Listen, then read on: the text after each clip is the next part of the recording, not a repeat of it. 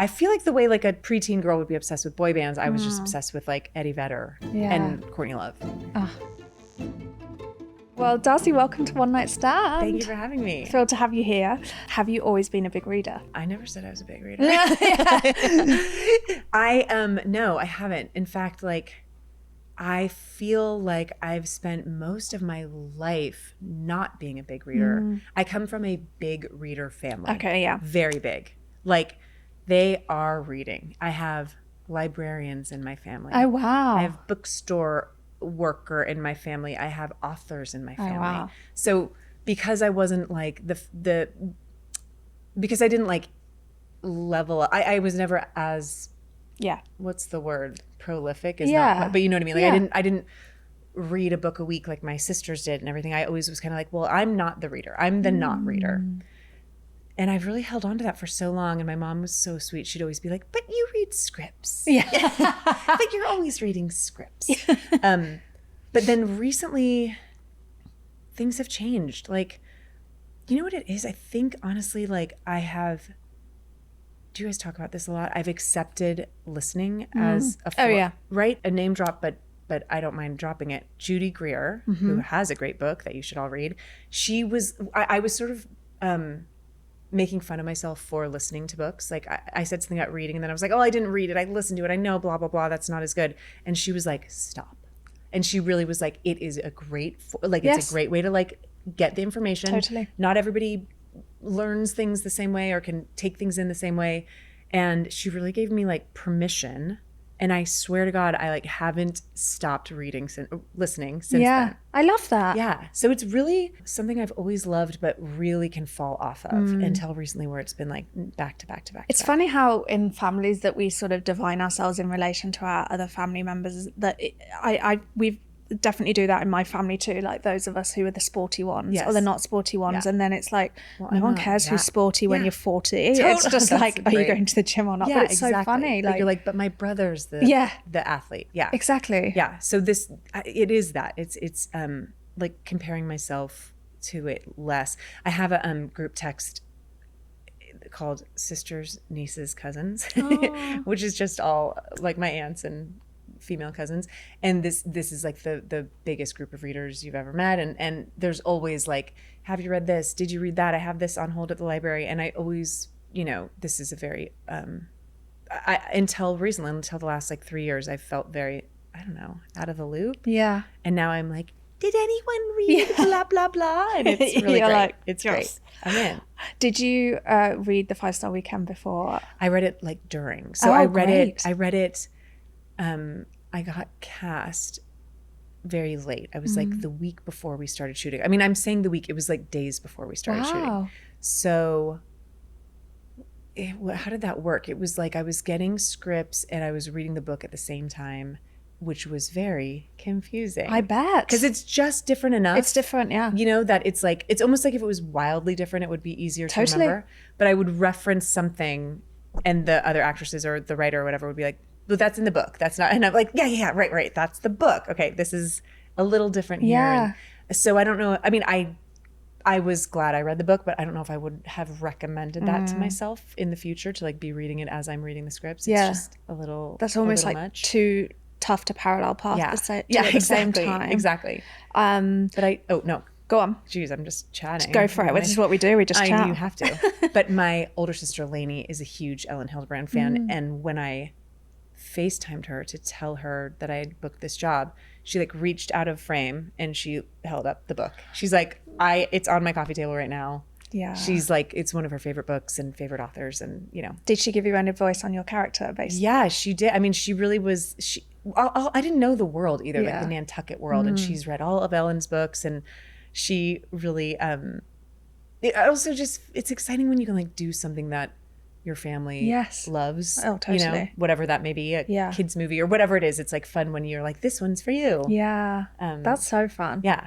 Well, I really think when I was watching the show, I loved the specific energy you brought to your character. Just the like humor and the sort of whimsy. And maybe actually we can talk about, to start off. Yes, please. The Sane One by Anna Konkle, because I feel like that also does such a good job of like bringing the heaviness and the lightness together. I do too. Tell me what you love about that book. Oh, this book. Okay, so this is The Sane One by Anna Konkle, who you may know. I'm talking to you, the audience, from I almost just said from 5 Star Weekend, from Pen 15, and many other things. She's like an amazing actor and writer, and a buddy of mine. Do girls say buddy? Yeah, we can. Great. She's my bro. She's your bro. Yeah. Broskies. But it's funny. Oh my gosh, it's such a weird thing to read a book written by a friend, especially in like we are friends, but we don't know each other that well. So now I know her so well. I told her this at dinner the other night. I was like, I know you so much better than you know me. I know, you don't know anything about like my childhood, and now I know everything about you, which is just like a little off balance. But I just think she is such a unique and fantastic writer. The story like killed me. I mean, I'm like laughing. She's so funny. I really related to this like weird little girl with like an amazing sort of, imagination and make-believe life. And she had like a tough upbringing with her parents, that kind of like splitting up and getting back together and splitting up. And, she sort of had to be the parent to both of her parents. And it's such an interesting relationship with both her mom and her dad. But this book, like, I don't cry a lot at books, and I cried a lot during this book. Interesting. Yeah. It really, I'm going to cry right now. Yeah. Yeah, there's just something like, I just felt a lot of empathy for her. Yeah, she's very vulnerable in it. And I find it so much easier if I don't feel like I'm being clobbered over the head with the sort of emotional depth, because of the levity, that's when it really catches me. Totally. I think that's so well put. It's like when something is clobbering you over the head with it, it almost does the opposite of me. Yes, exactly. You're a bit like, all right, get it. Yeah, exactly. So this one is like, I couldn't even tell you what it is that made me so sad, but sometimes I'd have to like stop for a while. This is a book that I listened to, and depending on how you take in books, I would almost like recommend listening to it, because she really performs it in a way. I told her, I was like, I don't know if there are awards. There are awards for audiobooks. She should win. It's like the performance of a lifetime. She plays her dad. She plays her mom. I know. It's so good. I'm like, I know them now. Yeah. Even her husband, who I know, I'm like, I know you better now. Yeah. For the first time she like drops into her dad voice, I was almost like, uh-oh, what are we doing? Yeah. And then, I don't know, a minute later, I was all in. I could like see him. I could see, it just was, I loved it. I loved it so much. And yeah, do you savor books? Like when you're loving something, sometimes take your time with it. Yeah. That was one where I was like, maybe I'll not do this one today. Yeah. Give yourself some breathing room on it. Yeah, extend it a little I think she just writes like girlhood so well as well. Like the chapters about camp, where that one, when she was talking about camp with her friends, I just like sleepaway camp is so foreign to me as a British person, because we don't have it in the same way, but just, I don't know. it was so evocative and so relatable, and those dynamics and the way they play out. Totally. And it really, she's able to do this. She and Maya are able to do this on Pen 15 so well. And it really does.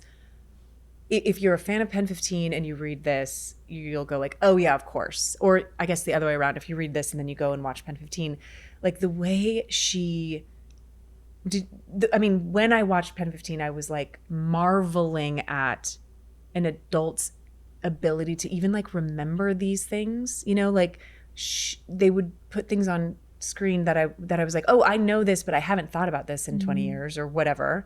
And I felt the same way reading this. Like she was, I don't know if she was like keeping diaries or how she, I'm always like kind of blown away by people's memories when they write memoirs. Like if you didn't keep a journal, how the hell are you able to remember all of this stuff? You must have to like interview a lot of people. Yeah. I actually remember when Jay Ellis came on, I asked him that, and he'd spoken a lot to his parents and gone through books. But memory is also so weird, right? It's not accurate, but it feels so true. And then, it's a difficult thing. I know. And I, more than anything, I picked these 4 books.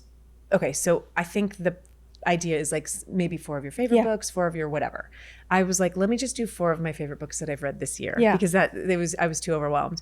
But I also could have done 4 of my favorite memoirs that I've read this year. I can't stay away from those things. They're the best to listen to as well, I think. When the person, like Lena Dunham's memoir, I listened to and I was blown away. When the person is reading it themselves, it's or Michelle Williams is reading it. Oh my God. So but I like, I'll do like 2 or 3 memoirs in a row and then I'm like, do something else. Like make yourself read, So but yes, Anna really blew me away. I've been recommending it to everyone.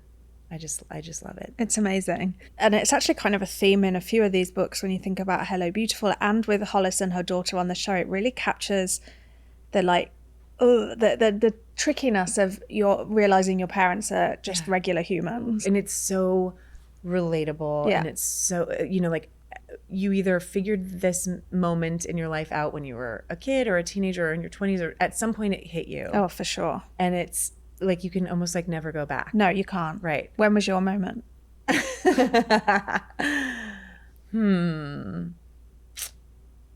I'll just imagine I just pause for the next 10 minutes going,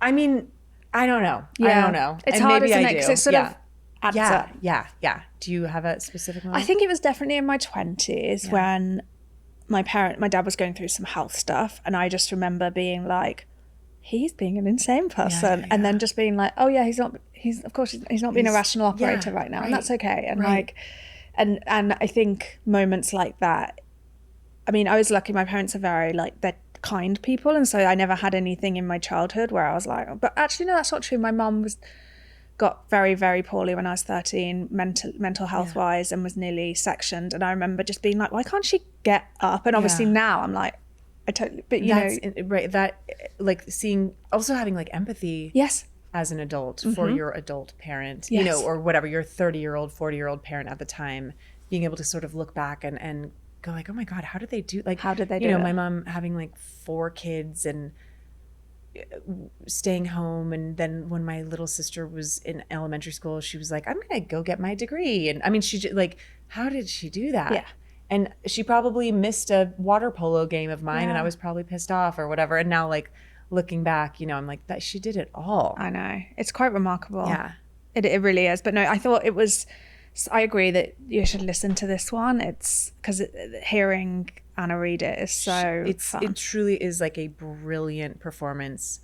I just think she's such a unique writer. I really feel like you are looking inside of her brain in this in like the most amazing way. Yeah. It's really wonderful. Do you think she would ever adapt it for TV or I was wondering that. Yeah. I mean, I don't know. Yeah, she could. But I'm like, I want her to play all the roles. Yeah, I know, literally. Which, I mean, it's always funny when like a beautiful actress is also just like the most fantastic character, like old man character actor you've ever met. Like she just happens to be like a beautiful actress, but she's really like a craggly old like 90-year-old man. I love it.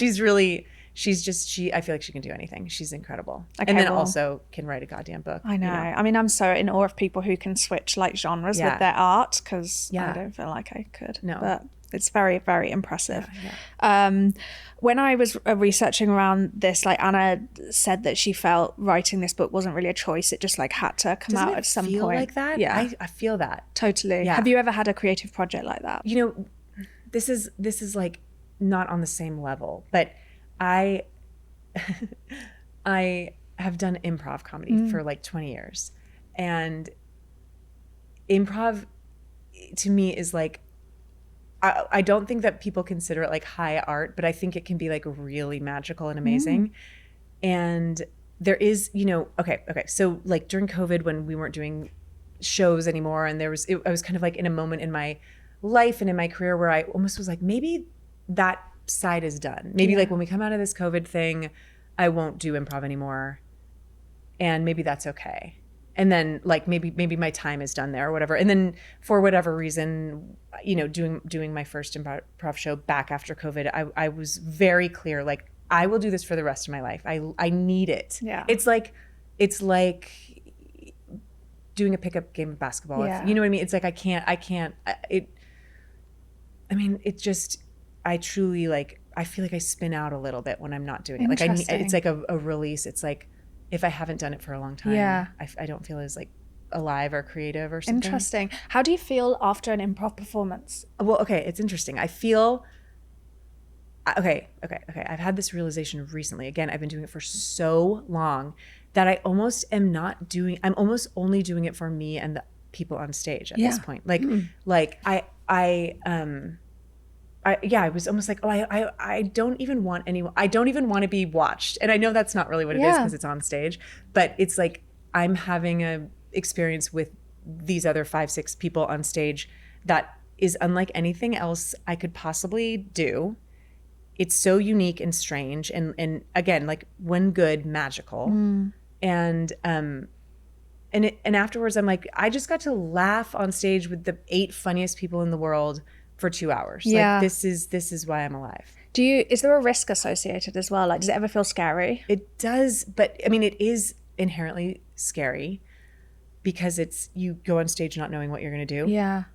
But I think that I used to feel that way more. And at this point, I've been doing it so long, but mostly I'm like doing it with such amazing people that I'm like, well, we got each other. We're safe, yeah. Yeah. And there's almost even, having done it for so long, there's almost even if it goes off the rails or if it goes bad, like what a fun challenge to try to get it back. You know? Interesting. So it really is like an exercise. Yeah. It's so joyous and fun. And I can't believe like how many hours of my life I will have spent doing improv and not regretting it.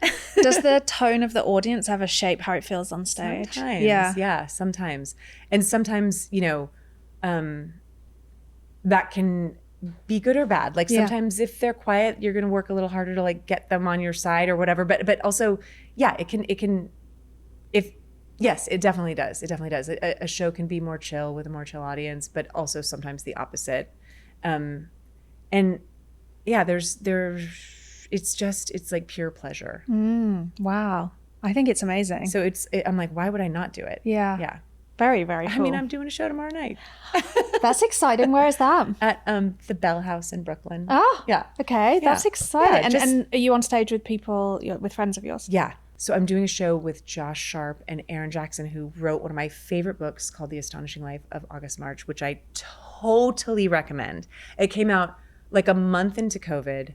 It didn't get enough love. It is brilliant. It was the year it came out. We have like this little family end of the year top 10 list. And it was on everybody's top 10 list for favorite book of the year. My whole damn family. That. I want to actually revisit. I don't reread a lot of books, and I got to reread that one. It's truly beautiful. Very God, you have to read it. I love that you have a family top 10 list. I know. Is that movies, pressure? TV, books, podcasts. Oh. Yeah. And do your family always put one of your projects on there? They do. I feel like they do feel like, and of course, I'm like, you don't have to do that. But then it's also funny when they don't. Yeah, no, totally. That's what I'd be like. I'd be like, you don't need to do that. But if you don't, that will be a message. Clocked. Yeah, exactly. It will be clocked. That's so funny. Yeah. Oh, that's brilliant. Well, maybe next we can talk about Tomorrow and Tomorrow and Tomorrow. Okay. I loved this book. You did? Okay. Yeah. Tell me what you love about it. So this is a book that was recommended to me from so many different places. And I think I like read the synopsis and I was like, a book about computer or like even this. I'm like, computer games, about video games. I'm like, probably not for me. Yeah. And then it just appeared in a friend sent it to me with no, I didn't know who it was from. It was appeared in the mail. And I was like, well, so many people have recommended it to me. I don't even know what it is. And then a few weeks later, I got a text from my sweet friend, Abby Jacobson, who you should have on the show, another author. And she was like, did you get my book? And I was like, that was from you. And so then I was like, okay, I feel like enough people that I really trust and respect have recommended this book. So, I mean, I think I love a book. Hello Beautiful is the same. I love a book that rotates like who the narrator is, who different perspectives. I find that like really exciting, I think. And it's just like, I love being able to kind of see things from a different perspective. Yeah. And I love it when they rehash the same scene from a different angle or whatever. And I loved getting to know these characters. Sadie and Mauser and Marks. Yeah. There's just something about like Sadie and Mauser's sweet relationship that like, you know, started when they were kids, an unlikely friendship. Yeah, totally. There was this, you know, like longing and love that wasn't romantic, but it kind of was, but it wasn't, and it never could be, but couldn't it be? And you're not really rooting for them, but you totally are. And you just want them, what you really want is for them to like be friends. Totally. And whenever they're not, it's the type of, you want to just be like, hey, can I talk to you guys for a minute? Let me clear this up. I know. You love each other. Yeah. You're best friends. Don't like throw this away. No, and every time I'd read one of their perspectives, I'd be like, well, they're right. And then I'd read the other one, I'd be like, well they sounds like they're right. Yeah. I just thought it was incredible. Yeah. So well written. And I loved hearing about Mauser's mom and that storyline and I don't know. I just was kind of blown away by it. Yeah. I really was. And it was one where I was like, oh, this really is living up to everybody's recommendations. I felt the same. It was one of those books where when I read it, I was like, and then I was like, okay, I know. I'm trying to think of like where it really, I actually like, I don't know how you feel thinking back on books, especially ones that I haven't just read. They all get a little fuzzy. Like, I'm like not sure, even especially ones that where they, you know, this one starts off in the not present, but not the full past. Yeah. And there's a little bit of bopping around. But I just loved these characters and oh my gosh, wanted the best for them. And yeah, I feel like this sometimes with movies too, where I'm like, can I talk to you guys? Yeah, I know. Yeah. Well, I'm so excited for the adaptation. I am too. I can't wait. Daisy Edgar Jones. Yeah, it's going to be fabulous. It's going to be great. I know. I'm excited. How do you like, you're such a reader. Are you excited? Well, I guess I know the answer because you just said it, but are you excited when things are made into movies and TV shows? Yeah, love it. In general. Yeah, I'm not one of those. I think I like it when they take a swing. Yeah, me too. With an adaptation. I'm like, don't play it safe. Totally. And I'm almost like, I'm with you. And I guess occasionally you're like, well, geez, that was nowhere near as good as the book. But even when, I don't know, I know there was something recently where it didn't hit the level of the book, but I was still like grateful for it. Yeah, totally. Yeah. I just think also there's so much in that book that I want to see. Like I loved the LA of it all, the setting, and I felt like I was in that world with them, and I loved the dynamic with her and Dove, Dove, I don't know how you say it, the professor who, you know, was always having relationships with his students. Who's going to play that character? I don't know. But it's also, I thought it was just handled with a really deft touch in the sense of it didn't fall into sort of like straight moral tropes of like victim and like harasser. It was this sort of like, it was messy and hard. Totally. And yeah, that's really well said. And the characters are like, you're rooting for them, you're mad at them. You know, they're like being foolish. They're being stubborn. Yeah, they're holding grudges for years at times. Right, exactly. I also was reading this in LA, and where I live is so close to where Mauser grew up, and I had the feeling of like, I want to take this book and go to his street and read it like on a bench on his street. That's like how, you know, it always kind of is trippy to me. I think, especially when you live in New York or LA or London, where you're reading a book about the city you're in. For sure. But that's right. It's right there. It's right there. And I loved the like East-West like poverty and wealth kind of contrast and how that played out. And one thing that I thought there was the line where they talked about how for Sam greatness means popular and for Sadie it means art. Yeah. And I wonder, where do you fall on that scale? It's hard. It is hard. The longer I've been doing this, the more I realize it is art, because the popular thing is like so out of your hands. And it's like, that's so true. For what? Yeah. Like I've done projects that have been so fulfilling artistically, for my life, for friendship. I wouldn't trade them for the world. And like like one watched it, or it wasn't a hit or whatever. And I don't regret it at all. I don't even care almost. Yeah. So I've sort of realized like for me, it's really about doing on the day, doing the thing on the day, and then it comes out. Like with 5 Star Weekend, I don't think I'd ever been in anything that dropped all at once. And I remember thinking like, I don't know, if it hits on the wrong day and they move on to the next thing next week, like who knows if it will be a blip or if it will be a hit. And I just had the best time making it. And I fell in love with these women so hard that I hoped people would watch it, but I honestly, I don't know if I should say this or not, but I didn't care. Yeah, it was enough for you either way. And I'm glad we get to make more. So glad. I know, season 2. Yeah. When are you going to film that? I think in the winter, spring. Do you have any sense about what's going to happen for Brooke? I don't yet. Ooh. But I think I do think it will be like, you know, with Brooke, she's discovered this like completely new side of herself. She's going to not be married anymore. Yeah.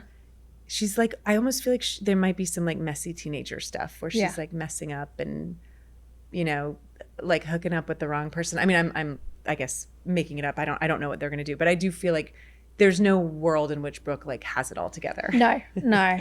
Yeah, I completely agree. It's definitely going to be like an experimentation and like finding feet phase.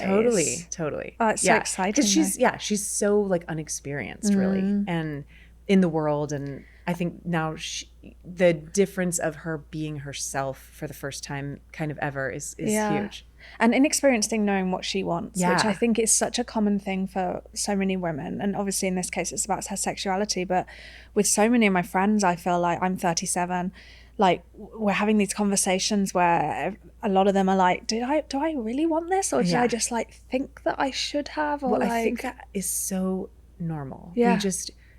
You go through life with like, not even like strict rules, just like this is how you do things. Yes. And then you hit that age, whatever that is, 30, 35, where you kind of are like, oh, I actually can make up my own rules a little bit. Exactly. And then suddenly you're like, do I need to be doing that? Exactly. What makes me actually literally happy? Yeah. And then, I don't know, it's maybe like more now than ever, I think, maybe, I hope, like we're a little more free to kind of make up our own rules, but it is kind of like exhilarating to have that realization. Yeah. Where you're like, oh, I don't have to do it that way. Totally. Yeah. And you really do need your friends to like push you to that brink and go, just step out. It's totally fine. I mean, it's funny with my husband, before we got married, we were both like, didn't really want to get married. Yeah. We didn't really believe in it. And we had this conversation. I remember like walking down the street on the Upper West Side one night, about like how we kind of thought marriage was so silly. Like, what is it? You just like sign a paper, you shake hands, you're like, I promise. And we were making fun of it. And that was like the night we realized we wanted to get married. Does that make sense? Yes. It was like, we kind of were like, oh, well, we can actually make it whatever we want it to exactly. be. Yeah. And that's like seeing it from the problem from every side and being like, well, I can think that and still want to do it. Yeah. Or like whatever it is. Totally. That's so fun. It's interesting. I mean, one of the themes in Tomorrow and Tomorrow and Tomorrow as well is that tension between friends and colleagues. And you know, I feel like people are trying to help Sadie and Sam or Mesa trying to understand their relationship. And I think at one point someone's like, Sam's not your friend, and it's like, oh, it's not as black and white and that. But I do think that work friendship there's nothing quite as like hypnotic as it in your 20s and 30s. And I wonder what your experience like that has been, and if you've ever had any experiences that have felt difficult or just transformative. I mean, I've been lucky to like work with a lot of friends. Yeah. Like going in, I got my like start on TV because my dear sweet friends Abby and Alana made Broad City, and they put me in it. They put me in the pilot. The pilot scene got cut. They put me in another scene. Like they just kind of kept putting me in the show and kept writing me back into it, and like so, and it was so magical and amazing and such a gift and so incredible to get to see them do what they do. So like it was almost like that was such a it was like I was doing comedy, doing improv with all of my friends, and then the next step was we were all on Broad City together. So it felt like, okay, so what you do is you work with your friends, and that's like the best way to do a career, which I think has been amazing and really helpful. And I've had the like luck and opportunity to get to work with a lot of friends, but then also the longer I do it, I'm more like with this show, for example, I didn't know any of the actors. I didn't know any of the writers. This was like a completely new group. The 5-Star Weekend was like 100% new group. And it has been so amazing and fulfilling. And so there's, I guess, both have their pluses and minuses, honestly. Like I feel like I've been really lucky, but I know as in with this book, like not all friendships are like made for working together. No, totally. And it's, it's hard. And it's so sad. Yeah, it can be sad and it can be hard and there can be a grief when something changes. But I also think like, you just like are bonded in those trenches together. Totally. And once you do, you're like lockstep. I mean, one of my best friends is a woman named Jen Statsky who made Hacks. Oh, very cool. And with Paul and Lucia, who are also dear friends of mine, came up with together at UCB. But Jen and I worked together on The Good Place. She was one of the writers, and we were just like in it together. And, you know, it was such an amazing experience to do together as friends. Yeah. We both like look back on that time as like, oh, you kind of, not like you never get it back, but it's like, we just got to work together every day. That ruled. Totally. And now we're just like grown-ups doing other things, yeah. you know, like it is special when it's like, working. Also, another best friend, Brandon Scott Jones, we've worked together a bunch, and he's one of my favorite people to improvise with, and we've done so many comedy shows together on stage. And so anytime we get to like be on a set where we're like being professional people together, we're kind of like, we scammed him. We scammed him. We tricked him. Yeah. Tell me about the Nobody Wants This cameo, because that's so fun. Oh, that's so fun. Was that just one of those like, shall we just do this for a day? Yeah, it honestly is. Like, that is Kristen Bell being Kristen Bell, and she's amazing, and she loves her friends, and she wants to hang out with her friends. And it really honestly was like a text being like, do you want to do this? And I'm like, yeah, sure. And she was like, great. Okay, I'll send you the information. I mean, it was almost like the feeling, like, again, you know, 15 years ago of doing like a comedy web series with a friend where they're just like, here's the information, bring a costume. Yeah, amazing. Right? And it's like this gigantic Netflix show that obviously, you know, has a lot more to it, but the way she treats it is just like, great, I want to be with my friends, so come do it. And then it was just, they kind of kept bringing me back, and it was really fun. That's so fun. That group. I love, I mean, that show has really captured something as well. Yeah. But I mean, it must have been so fun doing The Good Place together and in those years as well, because like that really captured the attention. That one is special. Yeah. So special. I love it. I love that show. You know, it's like so special to me that I like can't even really revisit. I'm interested. I'm sure I will someday, but a lot of people talk about how that is a show that they like to sort of comfort watch and watch over and over and over. And I haven't watched it since it was like on air. And even that I probably watched a little bit like this because it's like stressful to watch yourself. But I feel like with distance, I should binge it. But it just like actually makes me a little sad. Yeah. Because I love it. And well, I miss it. Yeah. It's a hard thing, isn't it, revisiting something like that? But I'm sure there'll come a point where you just want to sit down and marathon it, and it'll feel amazing. Yeah. One other thing that I wrote down that Sadie says at one point, where she's talking about success, and she talks about how after I think their first game, she was like, she thought she had arrived, and then she realized life was always arriving.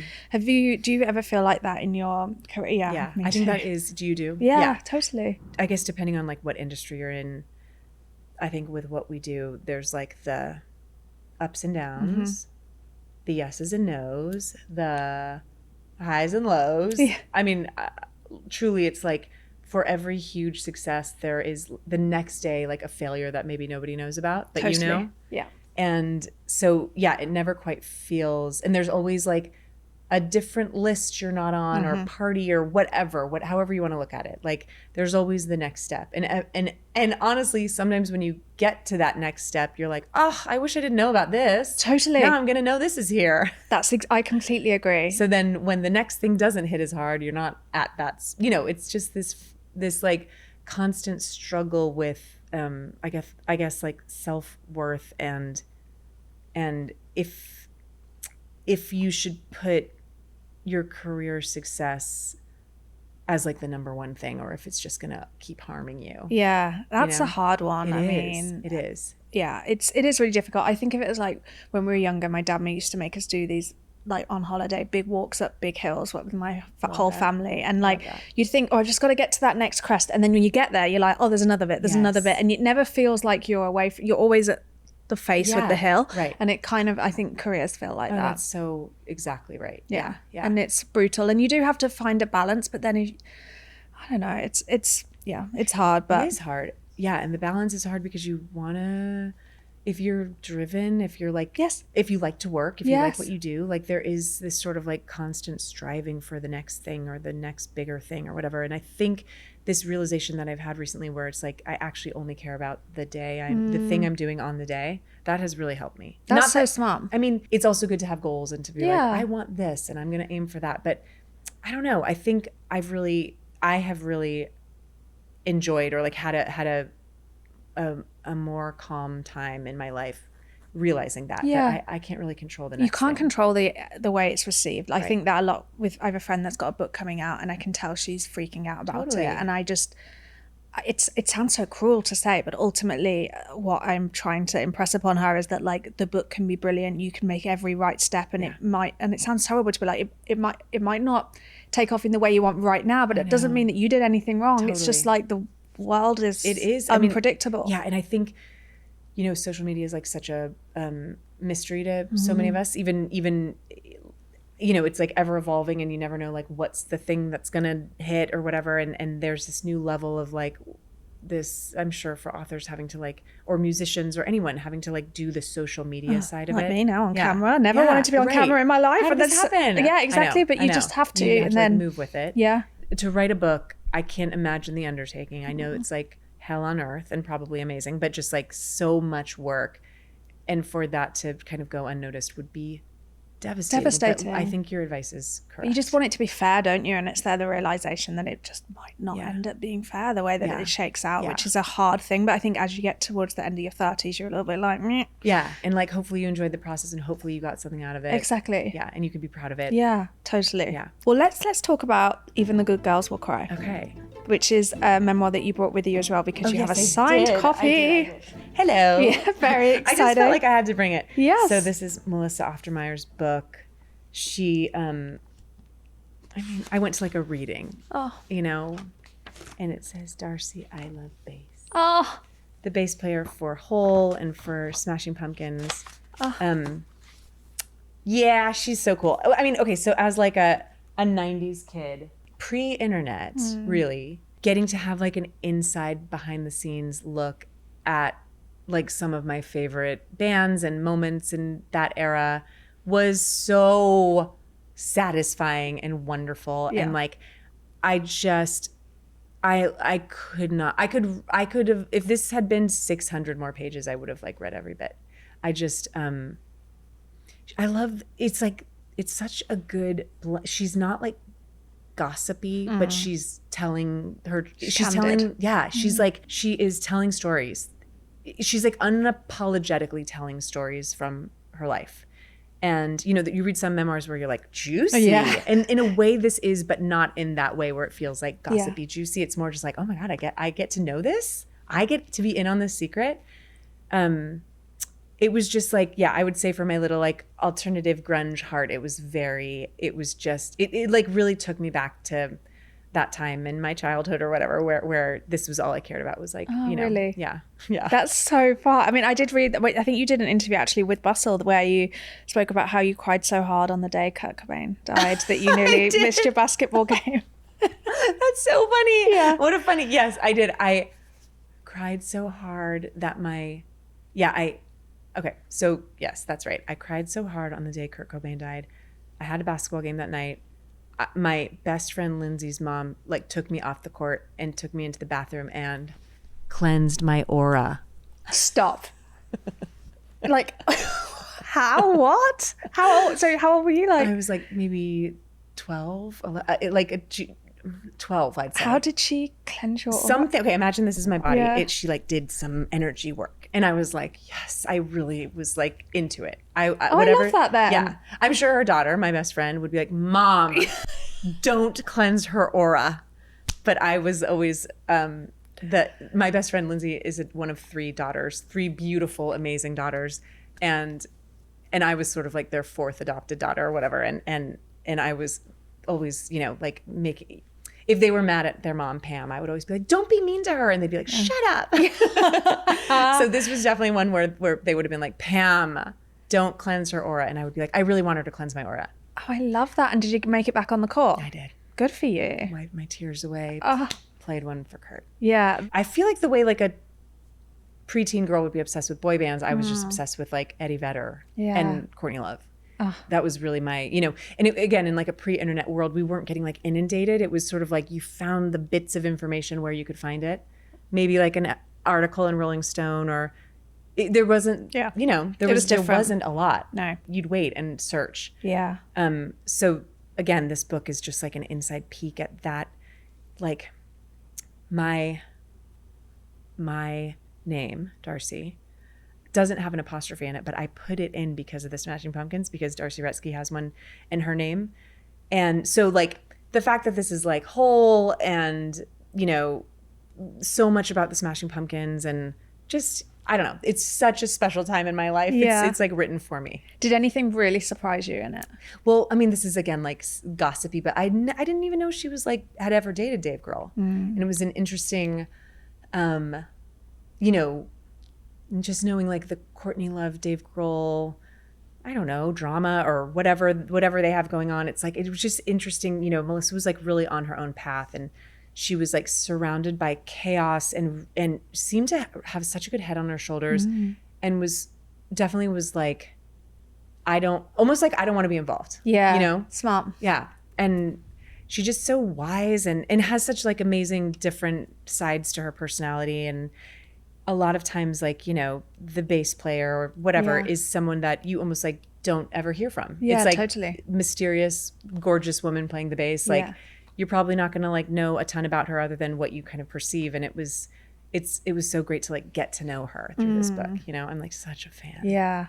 Whenever I think about sort of 90s grunge or whatever, I do think a little bit of Chloë Sevigny as well. Totally. Were you a fan I should tell Chloe to read this. I'm sure she is. Yeah. Were you a fan of hers before working together on this? I was, I mean, truly a fan of all of the women on this show. But yes, with Chloe, it's like, it's funny to say, like, I remember watching her movies when I was like in junior high, because that makes it sound like she's older than me. She's not. She's just was in movies when she was a teenager. You know what I mean? Totally. So yeah, and always so. I mean, to say Chloë Sevigny is cool is like duh. Yeah. But just she's so unique, and she's really always had her own. She's like made her own path, and she's an icon. Yeah. Like, truly an icon.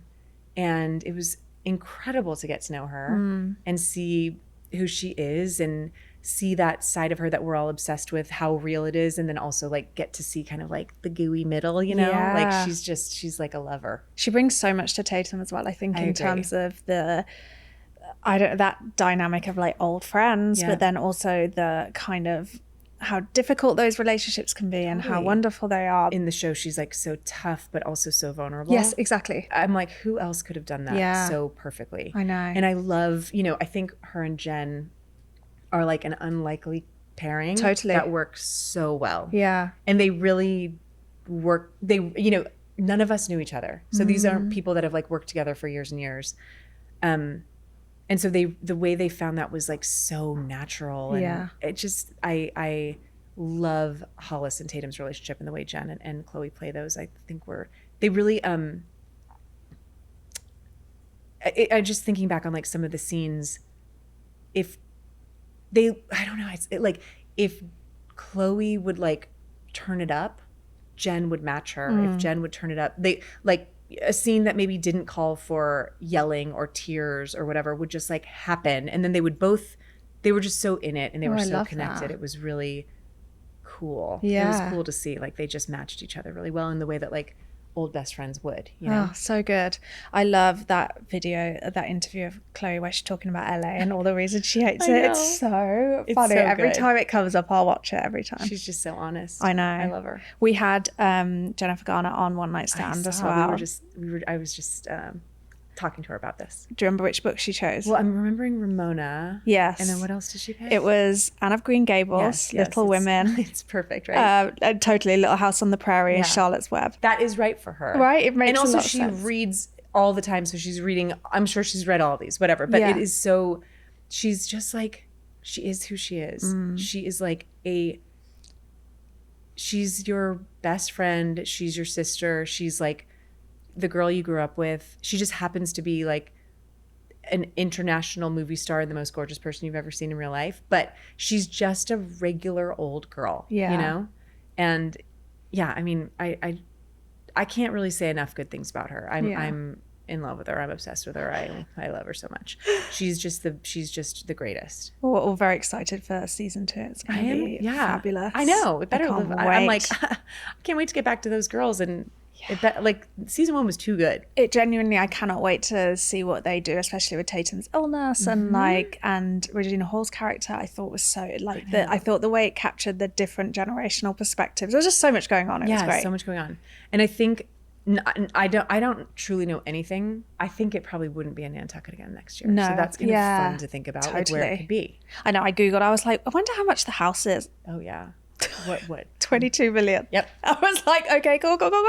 Yeah, I wonder if I could Airbnb that house. No, literally, I always look it up. I was like that with Heated Driver with the cottage when everyone was Googling it after. But I was like, 22 million. I mean, Jesus, yeah. That place. Yeah, place. They got some cash. I know, truly. Well, talking of Little Women, given that was one of Jen Garner's picks, let's talk about Hello Beautiful, which is obviously inspired by. Yeah, which I didn't like really realize. It's like, while I was reading it, I was like, this reminds me of, but I didn't realize it was sort of like that inspired. And of course it was. Yeah.